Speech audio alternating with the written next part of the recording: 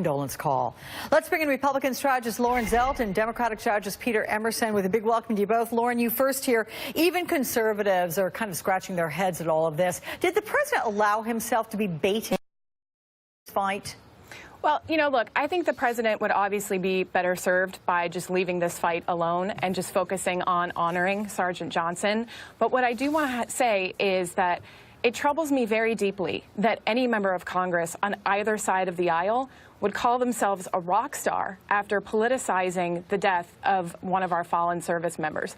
That is something that we cannot do in this country. And so while I do think that the president would be much better served to talk about the things that he is working to do on behalf of Americans, talk about things like the major victory in the fight against ISIS this week, reforms he's working to make at the VA, and passing a tax reform plan, I do think it's important that we really point out that we've got to stop politicizing this and just focus on the memory of Sergeant Johnson. Well, look, it does appear that everybody is taking a hit depending on what corner you are aiming from, let's put it that way. But with regard, Peter, to John Kelly's reputation, that one took a hit. The Post editorial board, Washington Post I'm talking about, is demanding an apology from him. Is anyone in the White House capable of apologizing? Apparently not. And so, yes, I agree with Lauren. I wish it wasn't politicized.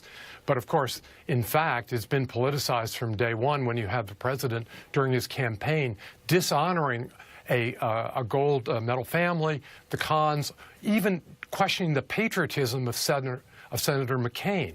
So apparently, John Kelly does not have it in his DNA to apologize.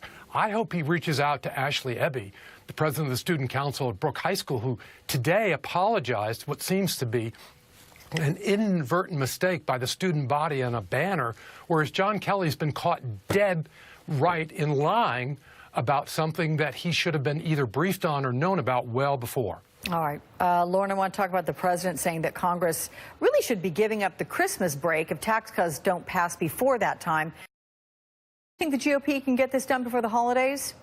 Well, I do think the GOP should get it done, and I am hopeful that they will get it done before the holidays.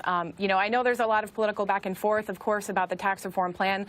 But, you know, I'd like to point out this week, we absolutely need meaningful tax reform in this country. You know, we saw this week cities across the country competing for the second headquarters of Amazon. Why is that?